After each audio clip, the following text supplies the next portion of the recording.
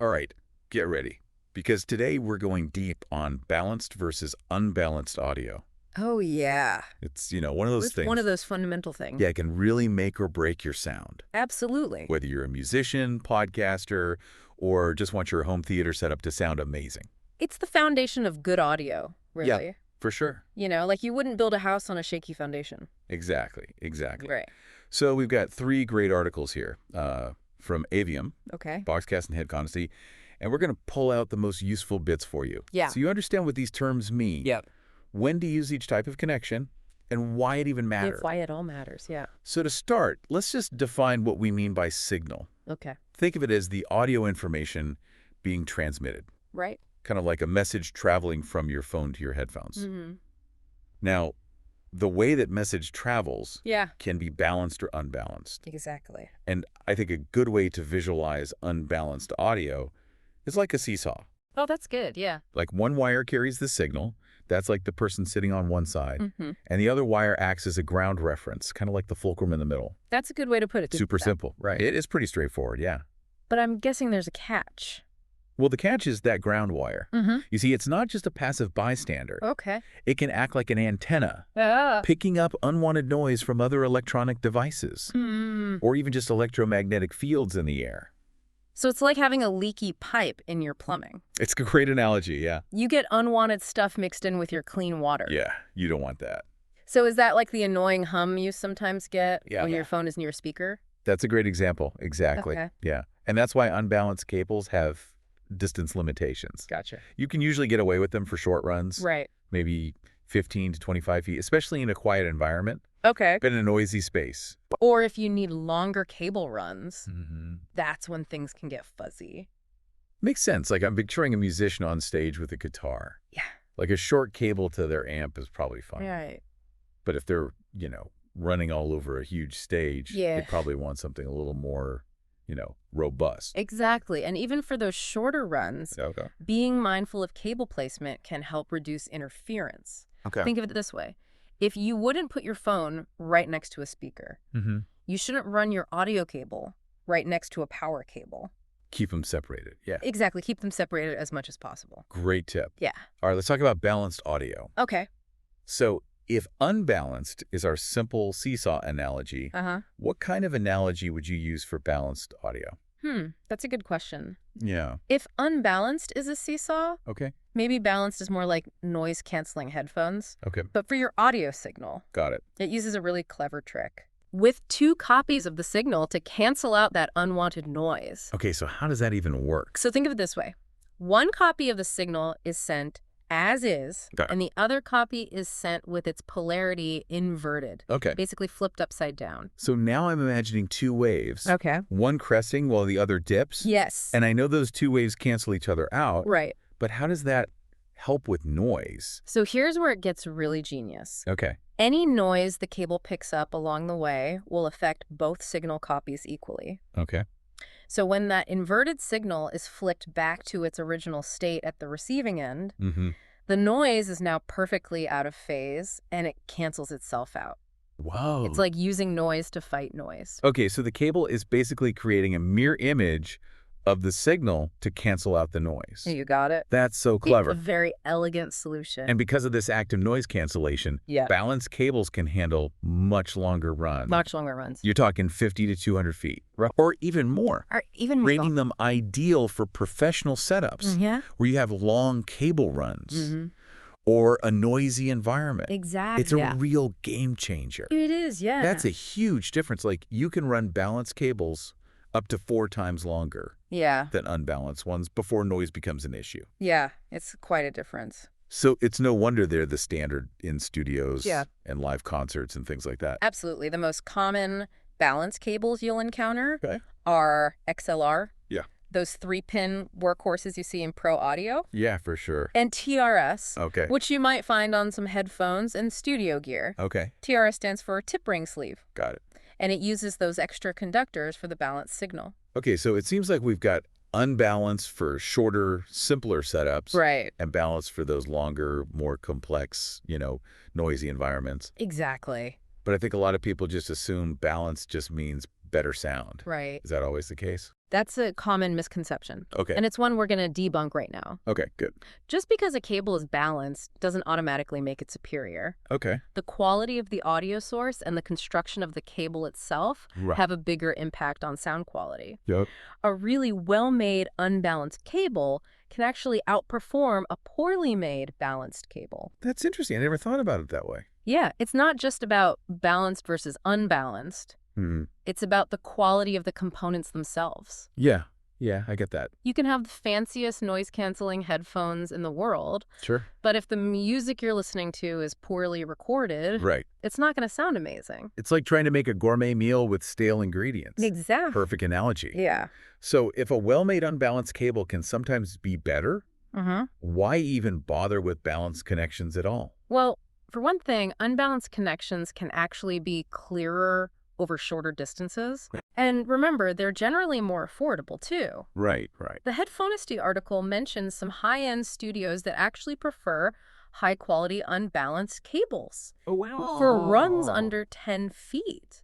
Really? They claim they get incredible clarity that way. That's a great example. It really highlights the nuance here. Yeah. It's not just about one being inherently better than the other, Yeah. but rather choosing the right tool for the job. Exactly. And speaking of choosing the right tool, Okay. let's talk about headphones. All right. This is where things can get a little tricky Okay. because the terms balanced and unbalanced get even more confusing in the headphone world. Okay. You see, the headphone driver itself is inherently balanced. Wait, so what makes a headphone balanced then? That's a good question. Is it all about the cable? It is all about the cable and the connector. Okay. Balanced headphone cables have separate wires for the positive and negative signals of each channel, Gotcha. just like any other balanced cable. Okay. This helps reduce noise and interference, Okay. especially over longer distances. So it's kind of like the difference between using a regular phone line Yeah. and a dedicated internet connection. Right. One is more susceptible to interference from other signals. That's a good analogy. And just like with regular audio cables, Yes. it's super important to match your headphone cable to the output of your source device. Yes, absolutely. If you plug an unbalanced cable into a balanced output, Yeah. you could actually damage your equipment. You really could. Yeah. It's important to double check that. Okay, good to know. Yeah. So let's say I'm setting up a home studio. Okay. Knowing what we know about signal strength and noise, Right. what kind of connection would you use for a microphone? For a microphone, you absolutely want a balanced connection. Okay. Preferably using an XLR cable. Okay. Microphones output a very low-level signal, Gotcha. which is extremely susceptible to noise. Okay. XLR cables offer excellent noise rejection. And they're the industry standard for a reason. Yeah. Plus, in a studio environment, you've got all sorts of electronic equipment Oh, yeah, for sure. that could cause interference. Right. So having that balanced connection is extra important. That makes a lot of sense. Yeah. So we've got our microphone hooked up. Okay. Nice, clean, balanced XLR connection. Right. But let's say I'm just a casual musician, Okay. jamming with friends in my living room. Yeah. Is a balanced connection necessary for something like connecting my guitar to an amp? In that scenario, you could probably get away with an unbalanced TS cable. Okay. Remember, TS stands for tip sleeve, meaning it only has those two conductors, Right. one for the signal and one for the ground, Okay. for short cable runs, Yeah. and a relatively strong instrument signal. Right. The risk of noise is much lower. And those unbalanced cables are usually more affordable too, They are, yeah. which is always a plus. Always a plus. Okay, so we've talked about microphones and instrument. What about headphones? Yeah. We know the cable can be balanced or unbalanced. Right. But there's also this whole confusing world of balanced headphone connectors. Yeah. How do I even know which one to choose? Well, it really depends on your equipment Okay. and what you're trying to achieve. Gotcha. The good news is that balanced connections are becoming more common in consumer headphones and audio gear. Okay.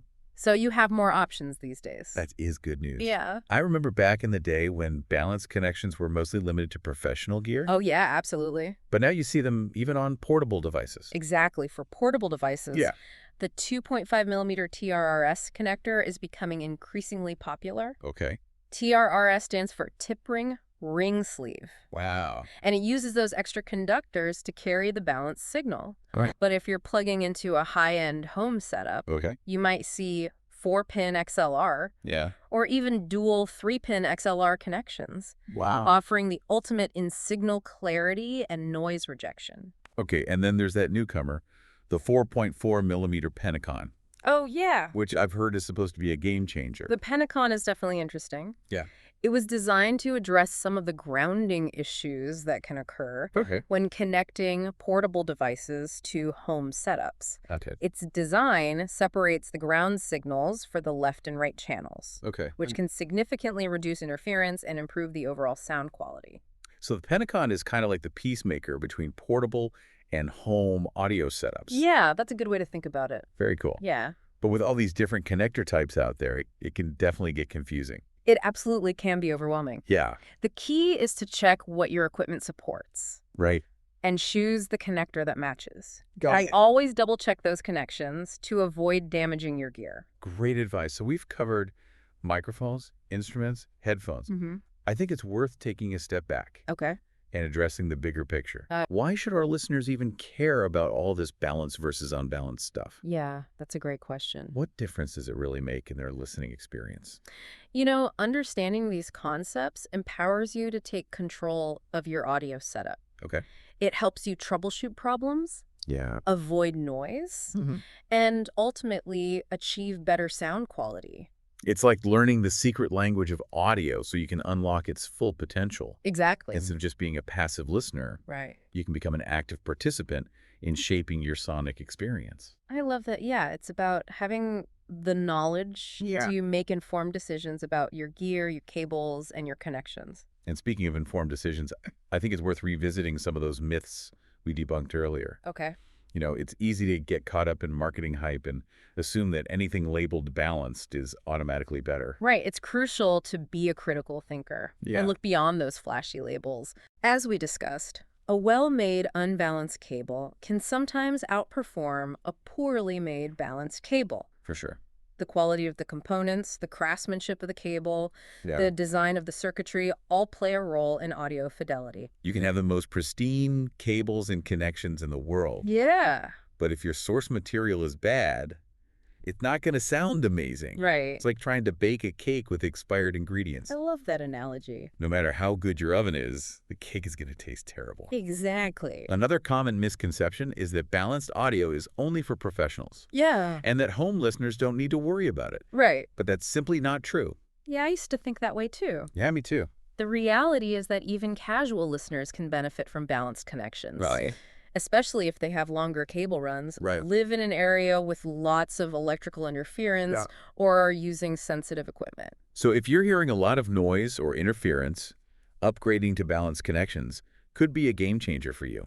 Absolutely. And another myth I want to bust is that all balanced connections are created equal. Right. Just like with any audio gear, there's a wide range of quality. That's true. You could have a cheaply made balanced cable that doesn't offer much noise rejection. Okay. Or you could have a high-end, meticulously crafted cable that makes a noticeable difference in your listening experience. So it's not just about balanced versus unbalanced. Right. It's about the quality of the components themselves. Exactly. You really do get what you pay for. Couldn't have said it better myself. So listeners, do your research, invest in quality gear, Yes. and don't be afraid to experiment to find what works best for your setup.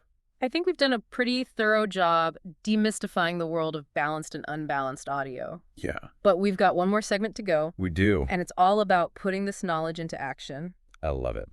All right, we're back for our final segment. Yes. And now it's time to get practical. All right. You know, we've decoded the language of balanced and unbalanced audio, but how can our listeners actually use this knowledge to improve their own setups? So think of this as your toolkit for all things audio connections. Okay. We'll cover some common troubleshooting tips, Okay. and I'll even share a few recommendations I love it. for those looking to level up their gear. A toolkit for better audio.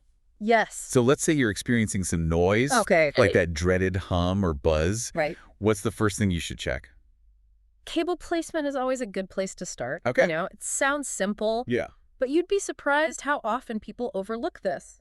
Okay. Remember, audio cables can act like antennas, Right. picking up interference from power cables Okay. and other electronic devices. So if I've got my audio cable running right alongside a power strip, Yeah. that's probably not a good thing. Not ideal, no. Okay.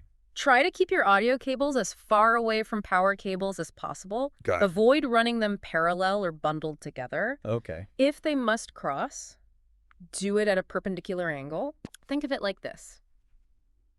You wouldn't cuddle up with your phone right next to a speaker, right? Right. Give those cables some breathing room. Okay, so separation is key. Separation is key.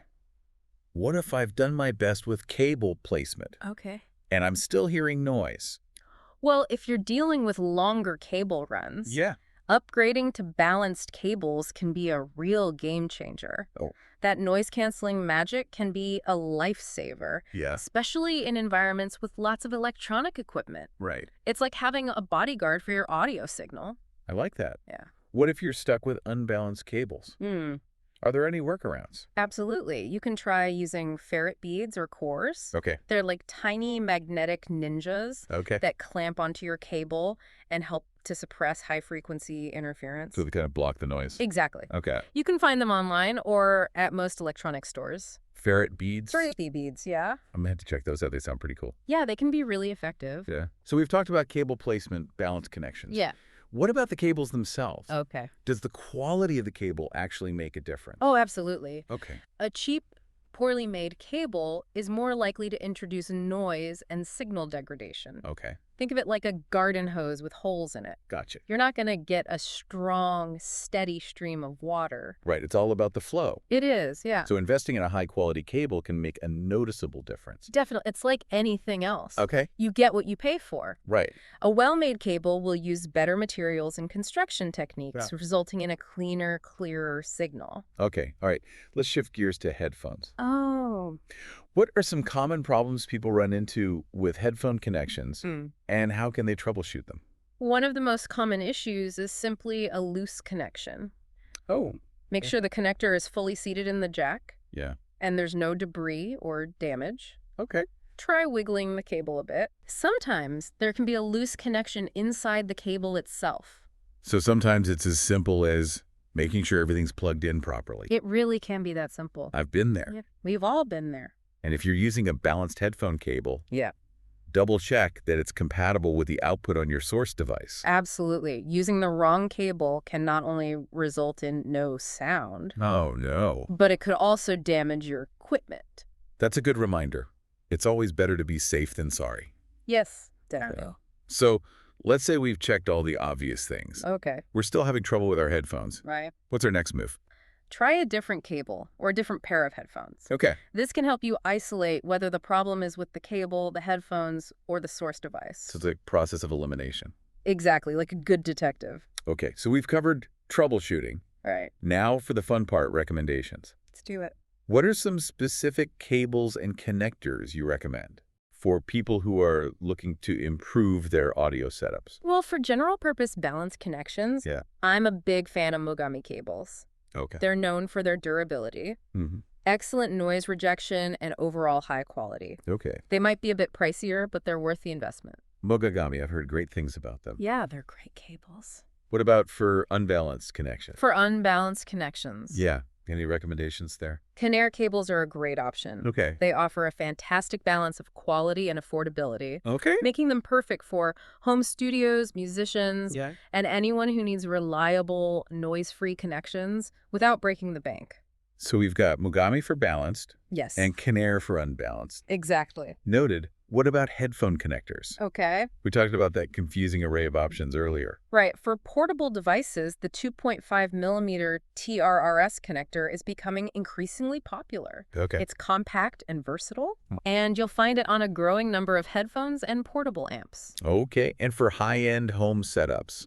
If you're looking for top-of-the-line audio quality and noise rejection, Okay. 4-pin XLR or dual 3-pin XLR connections are the way to go. Gotcha. You'll need headphones and an amp that support these connectors, Right. but they offer the most robust and reliable connection for critical listening. So if you're serious about your audio, Yeah, XLR is the gold standard. absolutely. And let's not forget about the 4.4 millimeter Penacon connector. Right, right. It's gaining popularity for its robust design and ability to solve grounding issues, especially when connecting portable devices to home setups. Gotcha. It's definitely one to keep an eye on. It seems like the audio world is always evolving.